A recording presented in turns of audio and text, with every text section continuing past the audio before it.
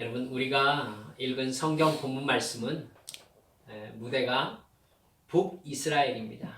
북이스라엘. 여러분, 북이스라엘에서요, 여러분 남유다하고 르호보암 때 나눠졌잖아요. 근데 이제 북이스라엘은 정권이 사실은 종교적 정통성이 없었기 때문에 이렇게 북이스라엘의 왕권은 연약했었습니다. 남유다는 여호와 하나님을 중심으로 해가지고 예루살렘을 중심으로 종교적 정치 체계가 잘 자리를 잡을 수 있었죠. 예루살렘 성전이 거기 있으니까. 그런데 북이스라엘은 남유다와는 다른 종교적 체제를 만들어야 했었어요. 그때는 뭐 철책이 있는 것도 아니고 자유롭게 왔다 갔다 할 수 있으니까 북이스라엘 사람들이 남유다로 자유롭게 왔다 갔다 해버리면은 남유다와 어차피 예루살렘에서 제사를 드리게 된다면 북이스라엘의 통치자들은 뭐 남유다와 나라가 합해질 가능성이 높겠구나 이런 염려를 하게 되잖아요.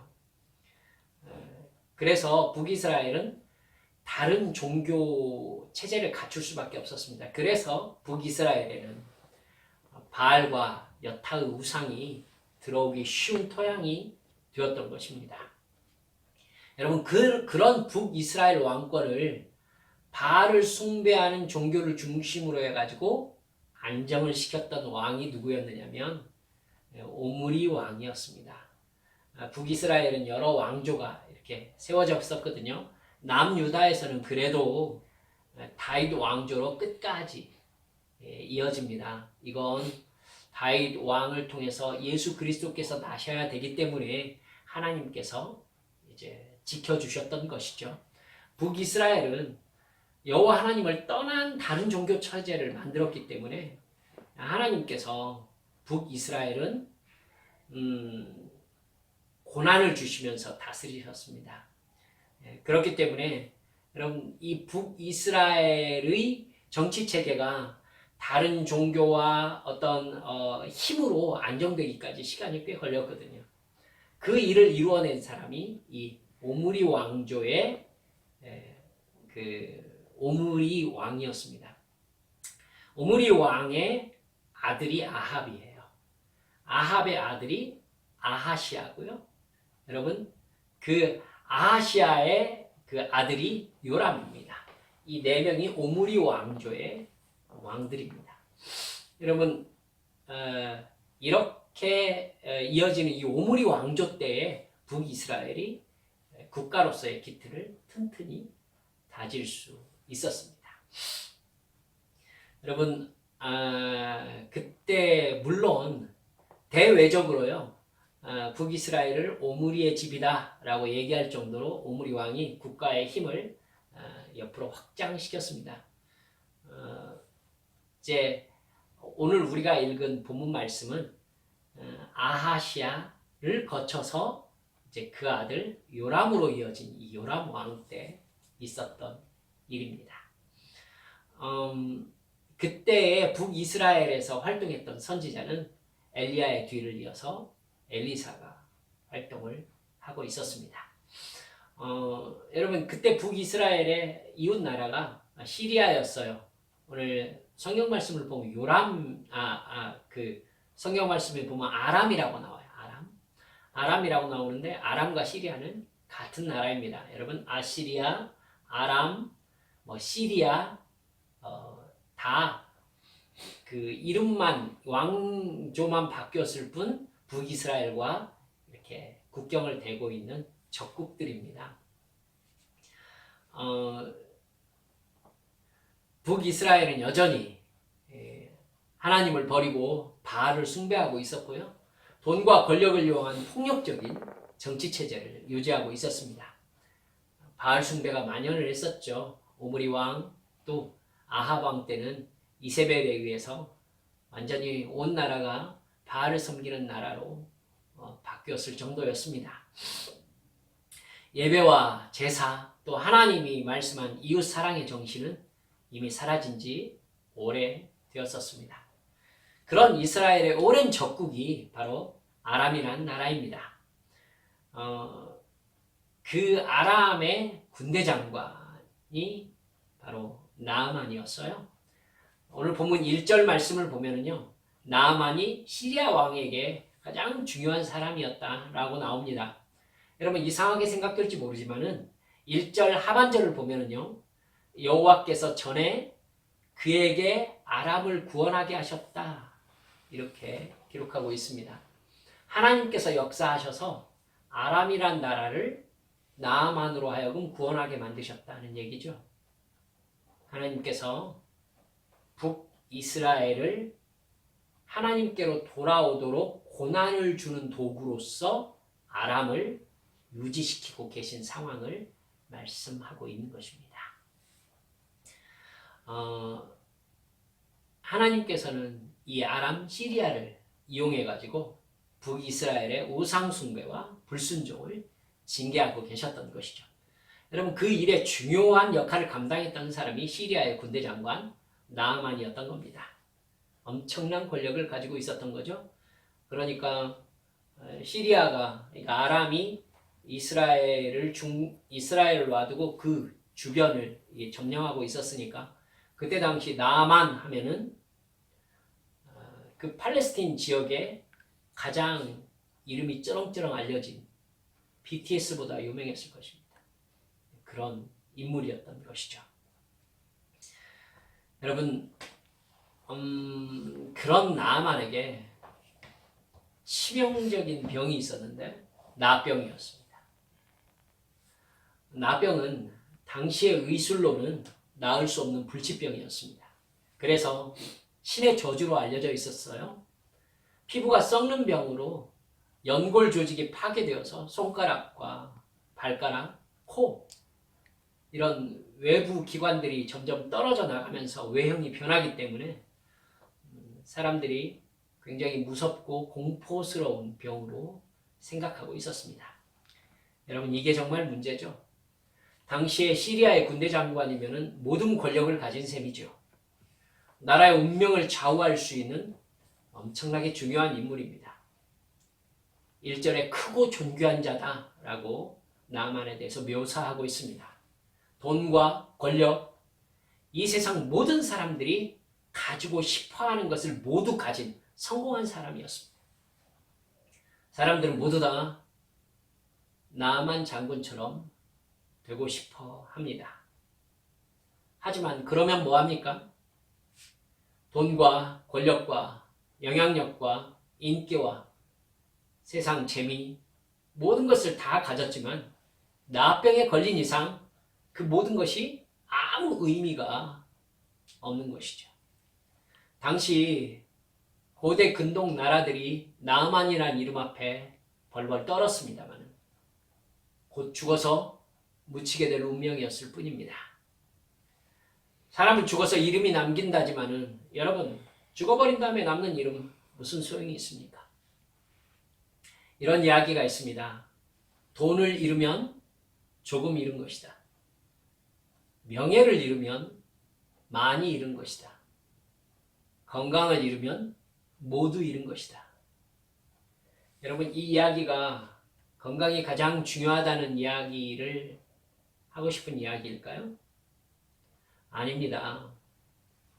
인생에 있어서 무엇이 우선순위인지를 정확하게 알아서 가치 부여를 하라는 얘기예요. 여러분 돈을 가졌지만은 명예를 잃는다면은 돈을 가졌다는 것이 별로 가치가 없다는 얘기입니다. 여러분 건강을 잃어버린다면 돈과 명예를 둘 다 가지고 있었어도 별로 가치가 없다는 얘기죠. 가장 중요한 것이 가장 우선되어야 된다는 얘기를 하고 있는 것입니다. 여러분 나만의 역할이나 권력이나 소유나 영향력이 남은 그 모든 걸 다 가지고 있잖아요. 하지만은 그의 나병 앞에서는 그 모든 것이 아무 의미가 없다는 이야기를 드리고 있는 것입니다. 우리도 이 사실을 보면서 나에게 가장 중요한 것이 무엇인가를 여러분 생각해야 합니다. 그것이 무엇입니까? 여러분들에게 가장 중요하다라고 생각하고 여러분 살고 있는 것이 무엇입니까? 사랑하는 여러분들, 그게 바로 구원이라는 것을 믿으시기 바랍니다. 여러분, 구원의 가치가 오늘 설교의 제목입니다. 우리도 나만이 가진 것을 얻기 위해서 직장 생활을 합니다. 그리고 사업을 하고 있고 나름대로 인간관계 속에서 살고 있습니다. 대부분 돈을 벌기 위해서일 것입니다. 돈은 나만 때나 지금이나 인간이 살아가는 데 있어서 가장 중요한 가치입니다. 전쟁도 돈을 벌기 위해서 하는 것이니까 말이죠. 돈 때문에 사람도 죽이지 않습니까?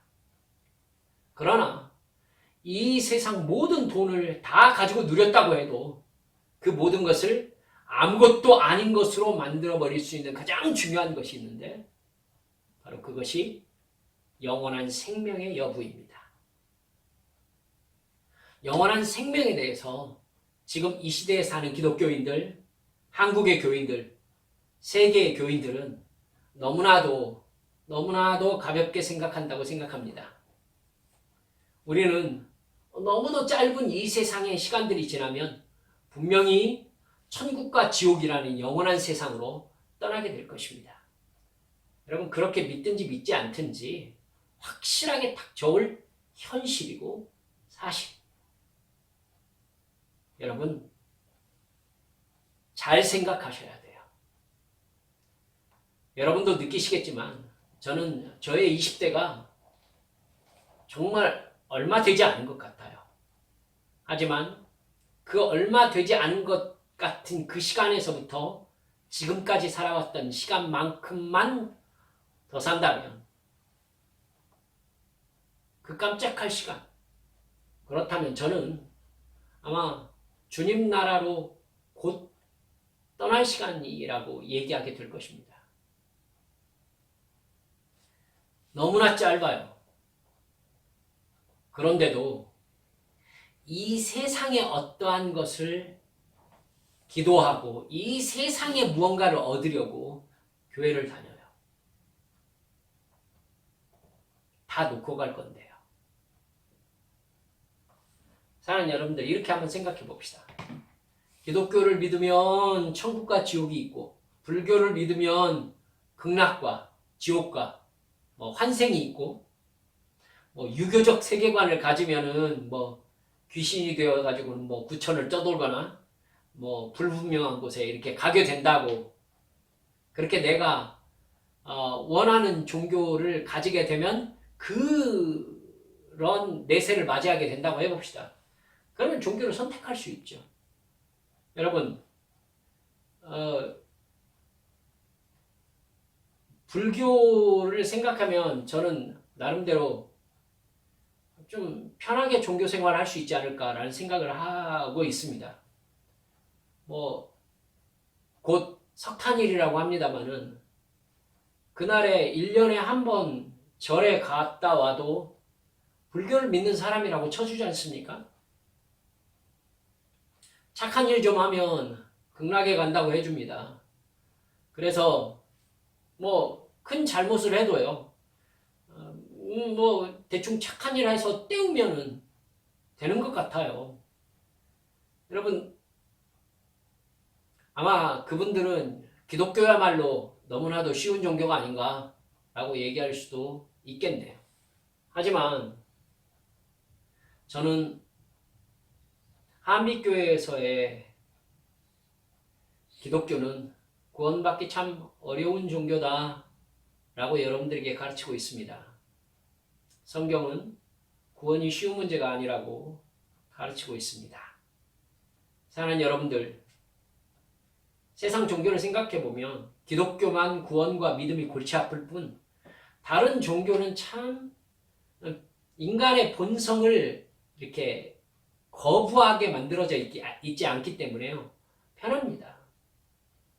이것저것 생각할 것 없이요. 여러분, 그런 거 다 사람들이 지어낸 얘기고 그냥 죽으면 끝이라면은 얼마나 편할까요? 여러분, 볼 수도 없고 확실하지도 않은 천국과 지옥을 믿느니 그냥 죽으면 끝이라고 믿는 쪽을 많은 사람들이 선택할 것 같아요, 저는. 근데 여러분, 이 모든 종교에서 이야기하고 있는 내세와 환생, 이게 모두 다 거짓말이고, 또 과학에서 얘기하고 있는 죽으면 다 끝이야, 뭐 그런 게 있어 라고 얘기하는 것도 모두 다 거짓이고, 천국과 지옥만이 사실이라면 어떨까요?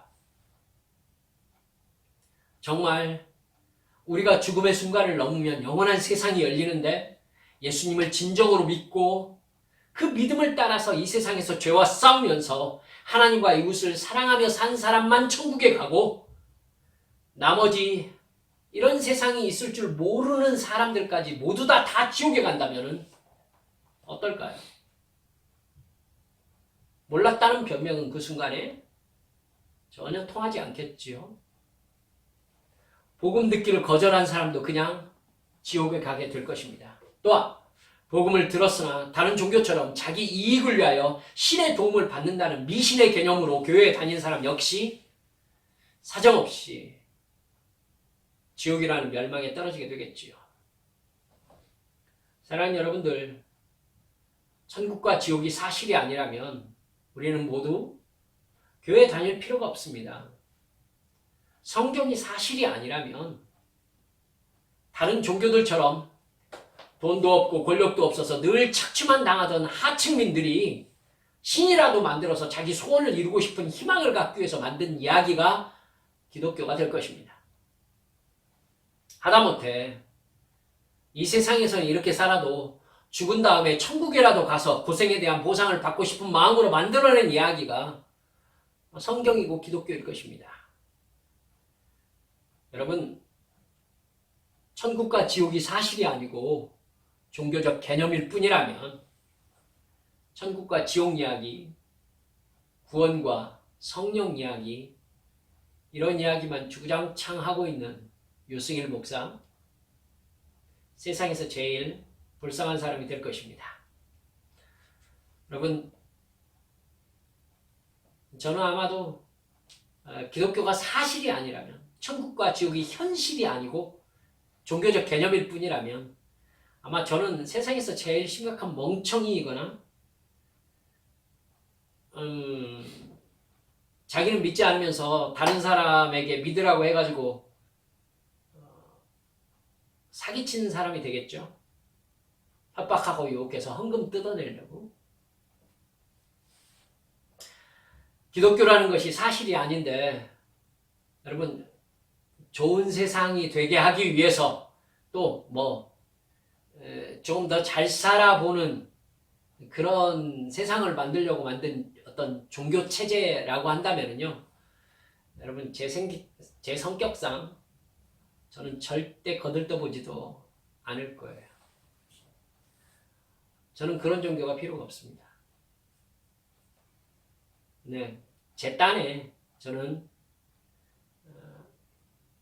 인간이 만들어낸 종교의 신, 여러분, 그리스 로마 신화만 보세요. 그들이 믿었던 신들의 얘기가 나오잖아요. 신들이 훨씬 멍청하고요, 훨씬 윤리적으로 문란하고요, 훨씬 더 쓸모가 없어요. 훨씬 더 바보 같아요. 그런데 힘만 있어요. 저는 그런 신이 필요가 없습니다. 저는 그런 신이라면 믿지 않을 거예요. 여러분, 인간이 훨씬 나아요. 인간은 자기보다 나은 존재를 신으로 만들지 않습니다. 인간이 부족하다고 느끼는 건 힘과 부와 권력의 욕망을 이루지 못하게 하는 체제가 무서울 뿐이에요. 그것이 힘들 거예요. 그러니까 그게 해결된 존재를 신으로 설정해 놓고 그의 도움을 받아서 자기 욕망을 이루려고 하는 게 인간이 만든 종교체제예요. 하지만 하나님은 그런 분이 아니에요. 그래서 제가 믿고 있는 겁니다.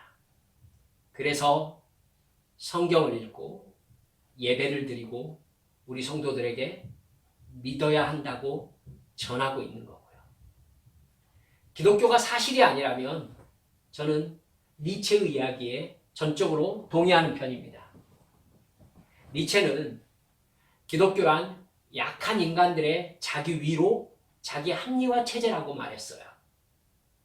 교회란 돈도 없고 권력도 없어서 내세울 것 하나 없는 인간들이 서로 모여서 그 중에 자기가 잘났다면서 종교적 허상에 불과한 종교 의식을 자랑하는 한심한 인간들이다. 말이 좀 길어서 그렇지만 무슨 얘기인지 아시죠? 여러분, 못 살고 못 배운 인간들이, 사회적 하층민들이 서로 모여가지고는 자기가 잘났다면서 종교의식을 막 서로 자랑하는 한심한 인간들이라고 니체가 얘기했어요. 그래서 그런 인간들은요, 자기들이 가지고 있지 못한 돈과 권력을 가진 사람들에게 절대 복종하는 노예 근성을 가지고 있다고 얘기했어요. 왜냐하면 돈과 권력을 얻으려고 교회로 왔으니까 그걸 가지고 있는 사람은 신의 복을 받은 사람이 되는 거예요. 그러니까 돈과 권력을 가진 사람에게 여러분 복종할 수밖에요. 나도 그걸 가지고 싶으니까. 그러니까 사실은 그 사람들이 섬기고 있는 건 하나님이 아니라 돈과 권력이라고 본 것입니다. 여러분, 그들이 궁극적으로 가지고 싶어하는 것은 돈과 권력일 뿐이에요. 하나님의 사랑 필요가 없다고 봤어요. 니체가 바라본 독일의 기독교인들이 그렇게 보였던 것입니다. 그는 그래서 기독교인들을 가장 멍청한 유선자들이다. 그래서 나쁜 사람들이다. 이렇게 평가했습니다. 오죽하면 신이 죽었다고 했겠어요. 여러분, 니체는 기독교인들을 바라보면서 스스로 강해지려고 하지 않고 약함을 핑계 삼아서 신을 자기 편으로 만든 다음에 자기의 이익과 안전을 추구하는 게으른 사람들이다. 니체가 본 기독교인들이 바로 그런 사람들이었습니다. 여러분, 니체가 목사 아들입니다. 기독교에 대해서 모르는 사람들이에요. 모르는 사람이 아니에요. 그러니까 기독교가 사실이 아니라라고 생각한 니체에게는요, 기독교만큼 한심한 종교가 없다고 보여졌던 것입니다. 여러분께 여쭤봅시다. 우리는 확실하게 니체가 말하는 기독교인이 아닙니까? 천국과 지옥, 하나님이라는 신, 하나님의 아들이라는 사람이 나를 대신해서 십자가에서 죽어주셨다는 것을 믿고 나는 영생을 받았다라고 정말로 믿고 있습니까? 그래서 나는 이 짧은 세상에서의 시간이 끝나면 영원한 천국에 간다라는 확신을 가지고 있습니까? 여러분, 그 증거는 무엇입니까? 여러분, 사실 많은 사람들이 니체가 말한 것처럼 막연한 두려움과 막연한 욕망의 분출구로서 교회를 다닙니다. 그런 껍데기 교인이라면 오히려 불신자들보다 나쁜 거짓말장이일 가능성이 많습니다. 니체가 그렇게 얘기했어요. 여러분, 불교에서 불공 들인다면서 눈물을 흘리는 사람은 없잖아요. 근데 기독교인들은 울고 소리치면서 정말 뭔가 보이지 않는 사실을 알고 있는 것처럼 보이는 분들이 많습니다. 제가 찬양 인도자였어요. 찬양 인도하고 찬양 집회하는 곳에 가보세요. 정말 이성적인 젊은이들이 자기의 의지를 놓고 이성적 판단을 내려놓은 채 눈물을 흘리면서 노래를 부르면서 소리질러 기도하면서 그 집회에서 제가 인도자였습니다. 사랑하는 여러분들, 그런데 눈물까지 흘리면서 기도회를 마치고 나온 권사님 두 분이 서로 그 신발이 내 신발이라고 신발장 앞에서 싸우고 있는 모습을 보여준다면 여러분, 천국과 지옥, 영생, 구원, 성령님을 정말 믿고 있는 것일까요? 여러분, 그렇게 청년들과 함께 찬양 집회가 다 끝나고 나서 바깥으로 나가면서 오늘 찬양 집회 너무나 좋았어요. 이러면서 맥주 한 잔씩 하러 나가는, 뭘까요, 이게? 찬양 집회 인도하면서 그런 부분에 있어서 저희가 회의감이 들었었어요. 이게 뭘까? 그러니까 교회의 예배, 찬양 집회, 이게 자기 감정의 분출구인 거예요. 진지하게 분출하는 겁니다. 그리고 스트레스를 다 풀고 카타르시스를 느낀 다음에 자기 삶으로 그냥 돌아가는 겁니다. 그게 기독교라면 정말로 천국과 지옥이 있다고 생각하는 것일까요? 정말 그런 것일까요?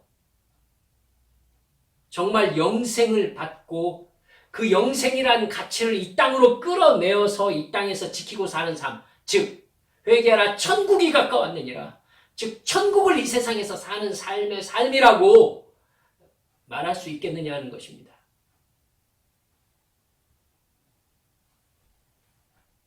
여러분, 천국과 지옥, 영생을 사실로 생각하면서 순종하지 않는데 울고 철야하고 금식한다면 여러분 무서운 겁니다. 그렇죠?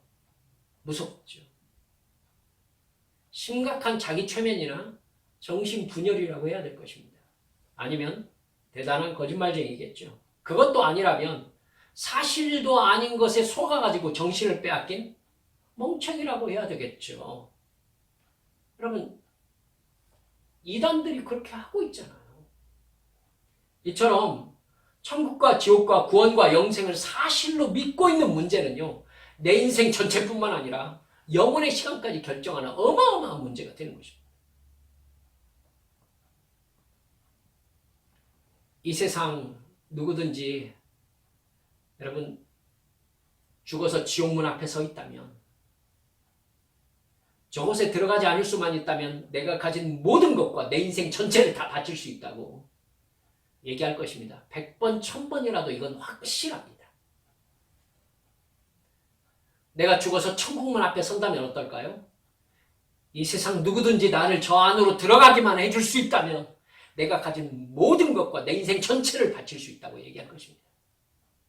심지어 저기에 들어가게 해줄 테니까 100년 동안 한 자리에 그대로 서 있으라고 얘기한다면 할 거예요. 그게 천국이고 지옥이에요.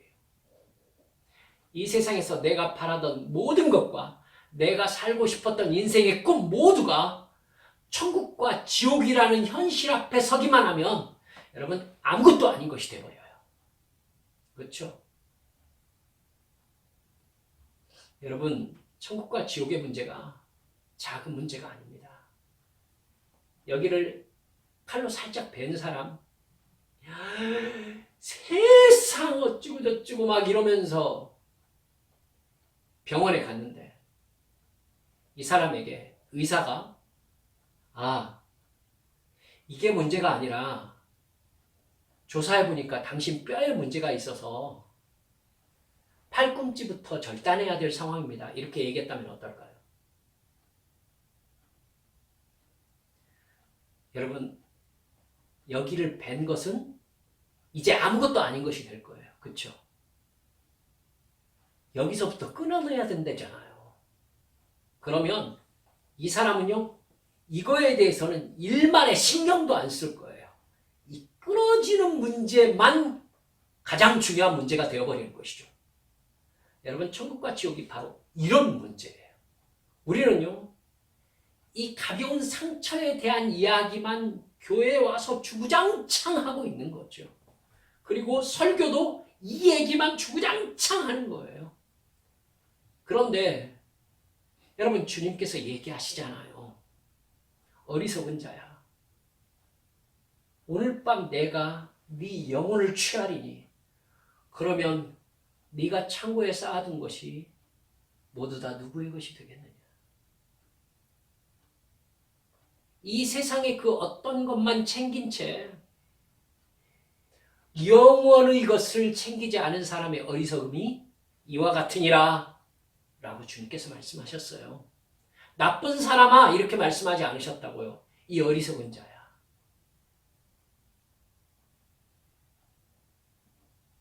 여러분, 이 영생의 문제가 해결되지 않은 채 살아가는 모든 인생은 아무런 의미조차 없습니다. 이 세상에서 가장 많은 돈과 권력을 가지고 세상 최고의 쾌락과 영향력을 끼친 인생으로 살았으면 대단합니까? 대단합니다. 하지만 그렇게 살고 지옥에 가버린다면 그 사람의 인생은 한 줌 먼지만 또 못한 인생이 되는 것입니다. 여러분, 그것이 대문 밖에 거지 나사로가 앉아 있었던 부자의 운명이었습니다. 그렇기 때문에 이 세상에 살면서 가장 중요하게 해결해야 되는 문제가 바로 영생의 문제, 구원의 문제입니다. 어떻게 하면 영생을 받을 수 있을 것인가? 영생을 받은 사람이 하나님과 어떤 관계를 맺고 사는 것인가? 영생을 받은 사람으로서의 이 세상에서의 삶은 어떻게 산다는 것인가? 영생을 받은 증거는 무엇인가? 여러분, 이 문제가 우리가 이 세상에 살면서 가장 우선적으로 챙기고 날마다 확인해야 되는 문제인 것입니다. 왜냐하면 이 문제로부터 도망가려는 죄의 본성을 우리가 우리 마음속에 깊이 가지고 있기 때문이에요. 나만을 보세요. 그의 나병은 그의 인생을 아무것도 아닌 것으로 만들어버릴 만큼 엄청난 문제였어요. 그렇기 때문에 그는 자기의 모든 것을 바쳐서 그 문제를 해결하려고 적국의 선지자 엘리사를 찾아온 것입니다. 여러분, 그 과정은 중요하지 않으니까 다 생략합시다. 엘리사의 집 앞으로 당시 근동 최고의 사절단이 몰려왔을 것입니다. 엄청난 재물을 끌고 왔겠죠. 나아만의 병을 고쳐준다고 하니까. 아마 시리아에 엄청난 어떤 사람들이 막 몰려 엘리사의 동네가 난리가 났었을 것입니다. 아마 이스라엘 왕은 얼마나 신경 쓰였겠어요, 이게. 모두 다 놀랐겠죠. 근데요, 엘리사는 바깥에 나가보지도 않습니다. 그리고 사환을 시켜가지고 뭐라고 해요? 요단강에 몸을 7번 씻으면 나병이 깨끗해질 것이다. 나아만이 완전히 열받죠. 엘리사가 나와가지고 그래도 자기니까 시리아의 군대 장관 아닙니까? 자기가 마음먹으면 이스라엘을 지금 쓸어버릴 수 있어요. 그런데 얼굴도 안 쳐다보고 요단강에 가서 7번 씻으라고요? 나아만이 기대하기에는 나와가지고는 종교 의식을 거행하면서 손을 흔들어가지고는 여호와 하나님께 기도해가지고 자기 나병을 고칠 줄 알았던 것이죠. 여러분, 씻어서 깨끗하게 될 것 같으면 자기 나라에도 강물이 얼마나 많은데 내가 뭐하러 이러면서 화내고 돌아가려고 하지 않습니까? 그러자 그의 종이 중요한 말을 합니다. 선지자가 장군님께 더 엄청난 일을 시켰으면 안 했겠습니까? 아니, 씻으라고 하는 걸 못하겠다면 뭘 하라고 해야 하겠다는 겁니까? 이렇게 얘기한 거예요. 맞죠? 지금 사느냐 죽느냐의 문제를 해결하려고 온 거 아닙니까? 여러분, 나아만이 정신을 차립니다. 그리고 요단강에 7번 몸을 씻어서 깨끗함을 얻습니다. 제가 무슨 이야기를 여러분께 드리고 싶을까요? 우리는 영생을 얻기 위해서 무엇을 해보았는가? 라고 여쭙기 위해서입니다. 여러분들이 영생을 얻으셨습니까? 그것을 얻기 위해서 무엇을 지불하셨습니까? 제가 행위구원을 얘기하고 있는 게 아니에요. 하나님께서 우리에게 주신 구원이 그냥 주신 공짜로 여겨지고 있기 때문에 여러분께 드리는 말씀입니다. 그렇게 우리의 구원이 간단하고 값싼 것입니까? 그렇습니까? 성경에서 여러분들께 칼럼으로 말씀드렸습니다만 성경에서 예수님께서 병을 고쳐주신 것은요, 네 병도 그렇게 고쳐라가 아니에요. 사실은 예수님께서 감기 환자를 고치려고 다니신 거 아니지 않습니까? 다 불치의 병들입니다. 그렇기 때문에 성경에서 말하는 병들은요, 지옥을 상징합니다. 모든 병은 본질적으로 죄로 인해 발생했으니까요. 여러분, 그렇기 때문에 예수님께서 그 병을 낫게 해주셨다는 것은 구원받았음을 이야기하는 거예요. 여러분, 그렇기 때문에 나는 지옥에 가는 죄악의 문제를 해결하기 위해서 나만처럼 자신의 모든 것을 바칠 만큼의 필요를 느끼고 있는가? 이건 대단히 중요한 문제입니다. 천국과 지옥이 있음을 알기 때문에 천국을 얻기 위해서 내 인생 전체를 바치리라는 결단을 해본 적이 있느냐는 것입니다. 다시 말씀드립니다. 행위로 구원받는다는 것이 아니에요. 여러분, 한번 살펴볼까요? 마태, 마가, 누가복음 이 세 복음서에 모두 나오는 영생 얻는 방법을 묻는 부자 청년 이야기, 여러분 기억하고 계시죠? 예수님 앞에 엎드려가지고는 그 부자 청년이 물었습니다. 유대인 관원이라고 한 거 보니까 이 관원이 어떤 관원인지를 모르겠습니다만은 산헤드린이 제일 유력한 관원의 정체입니다. 산헤드린 공회원인데다가 부자였으면 모든 걸 가진 거 아닙니까?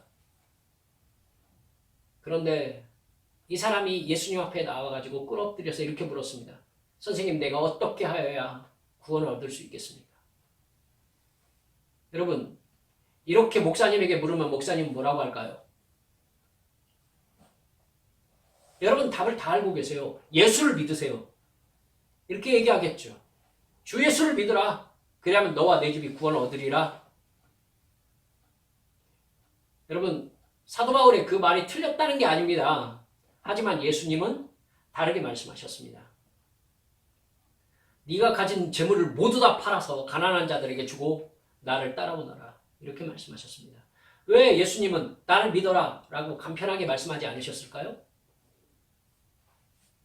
여러분, 그 청년은 예수님의 말을 듣고 자기가 뭘 해야 되는지 고민할 필요가 없었을 것입니다. 확실히 뭘 해야 되는지 예수님이 말씀하셨으니까요. 행위교훈을 말씀하신 것입니까? 아닙니다. 그 청년에게 예수님은 너에게 구원이 얼만큼의 가치를 가진 것인지 너 자신과 하나님 앞에 보이라, 이렇게 말씀하신 거예요. 말로 때우는 것이 아니라 생각으로, 마음으로 믿어라? 얘기가 아니에요. 내가 가진 모든 것과 인생의 모든 순간들이 영생을 위하여 응답하는 삶이어야 한다라고 주님께서 말씀하신 것입니다. 바꿔 말하면 영생을 받은 사람은 그 사람이 가진 모든 것과 인생의 모든 순간들을 다 바쳐서 영생에 반응하며 살아가게 되어 있다는 것입니다.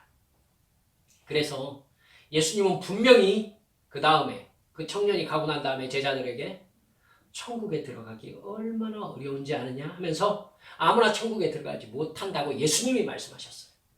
근데 우리는 너무나 쉽게 천국을 해결하고 삽니다. 정말 그렇게 천국을 해결된 문제로 생각할 만한 문제인가요? 그래서 여러분께 이렇게 여쭌 거예요. 나는 영생을 얻기 위해서 하나님과 어떤 밤을 지내보았는가? 무엇을 지불했는가? 내 믿음의 증거는 무엇인가? 여러분, 마태복음 13장 44절 말씀, 한 절 말씀입니다. 하지만 제가 가장 중요하게 생각하고 있는 성경 말씀 중에 한 절입니다. 여러분도 그래 주시기를 바랍니다. 천국은 마치 밭에 감추인 보화와 같으니 사람이 이를 발견한 후 숨겨두고 기뻐하며 돌아가서 자기의 소유를 다 팔아 그 밭을 사느니라. 예수님께서 천국이 무엇인가를 제자들에게 설명한 말씀입니다. 한 번 더 말씀드릴게요. 천국은 마치 밭에 감추인 보화와 같으니 사람이 이를 발견한 후 숨겨두고 기뻐하며 돌아가서 자기의 모든 소유를 다 팔아 그 밭을 사느니라. 이게 천국이라는 것입니다. 천국을 발견한 사람의 반응입니다. 예수를 믿고 천국과 지옥이 있다는 것을 진정으로 알게 된 사람은 자기 소유를 다 팔았습니다. 진정으로 예수님을 믿고 천국을 발견한 사람만이 구원의 가치가 어떠한 것이라는 것을 정말로 알게 되는 것입니다. 제가 여러분들께 여러분의 집 모두 다 정리해가지고 헌금하라고 지금 얘기하고 있는 거 아니라는 거 아시죠? 그렇게 구원의 가치를 정말로 깨달아야만이 예수님의 십자가 대속이 어떤 가치를 가지고 있는지를 알게 되는 것입니다. 그리고 인생 전체로 그 십자가 구원의 은혜에 반응하며 살 수 있게 되는 것입니다. 그런 사람이야말로 영생으로 떠나기 위한 죽음을 올바로 준비할 수 있게 되는 것입니다. 천국에 도달하기 위해서 자기 인생 전체를 바쳐서 구원에 반응하는 삶을 살게 된다는 것입니다. 말씀을 마칩니다. 우리의 기도 생활, 예배 생활, 감사 생활, 순종의 생활을 다시 깊이 점검해 보시겠습니까? 그것들에 내가 하나님과 천국과 지옥, 구원과 영생을 어떻게 생각하는지가 나타날 수밖에 없기 때문입니다. 영생이 그렇게 중요하고 하나님과의 관계가 그토록 내 인생 전체를 바쳐서 반응해야 되는 영역이라면 내가 기도를 이렇게 드리겠습니까? 내가 예배를 이 정도로 드리겠습니까? 내가 순종을 이 정도로 하겠습니까? 내가 감사를 이만큼 하고 말겠습니까? 여러분, 구원의 은혜를 받은 사람, 그 안에서 사는 사람은 그것 때문에 생각하고, 그것 때문에 말하고, 그것 때문에 행동합니다. 나아만을 보세요. 오늘 말씀을 들은 우리 한비 성도들이 내가 천국과 지옥에 가는 이 문제를, 하나님과의 영생의 관계를, 예수 그리스도의 십자가 보혈과 나와의 관계를 나만이 자기 나병을 생각하는 만큼이라도 심각하게 생각하게 되기를 소망하는 마음입니다. 여러분, 구원의 문제, 영생의 문제가 우리 인생에 얼만큼 중요한 문제입니까? 나아만이 자기 병을 고치기 위해서 엘리사를 찾아온 그 정도의 대가를 치를 만한 그 정도의 생각이라도 하고 계십니까? 여러분, 우리에게 예수 그리스도가 성령 충만히 그 말씀에 순종해서 저 영원한 영생을 얻게 되는 이 구원의 과정이 우리 인생의 전부를 바칠 만큼 소중한 문제로 우리에게 인식되어지시기를 주 예수님의 이름으로 축원합니다. 이 시간 우리 함께 기도하십시다. 여러분, 저는 우리 한비 성도들과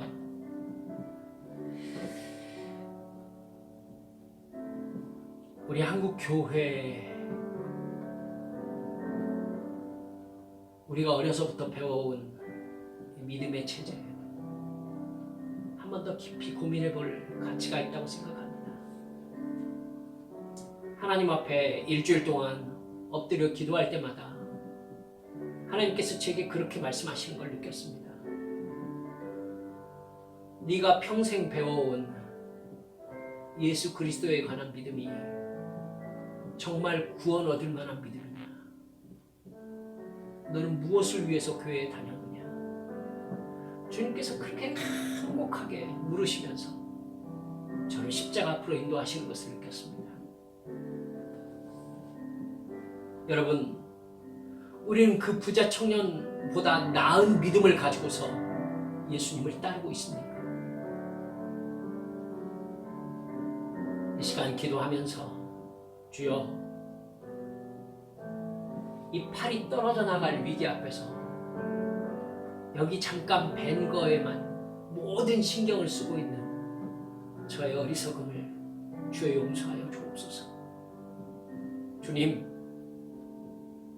이 세상에서 경험한 모든 것이 아무것도 아닌 문제가 되어버릴 만큼 엄청난 이 영생의 문제가 나를 기다리고 있고, 이게 해결된 사람은 사실 이 세상에서 사는 삶이 모두 다 바뀔 수밖에 없는데, 나는 이 세상 다른 종교인들처럼 영생의 문제가 아니라 이 세상의 그 어떠한 문제에 함몰되어 가지고 하나님과 영원과 영생의 문제를 마치 간단하게 해결해 버릴 수 있는 문제인 양 여기고 살았습니다. 여러분, 이게 사탄의 얘기거든요. 사탄에게 속은 거거든요. 우리 시간 회개하면서 내게 진짜 믿음 주시옵소서. 제가 정말 구원받은 사람으로서, 영생에 동참한 사람으로서 올바로 살아내게 하여 주옵소서. 이 시간 주님 앞에 통성으로 기도하시겠습니다. 아버지 하나님,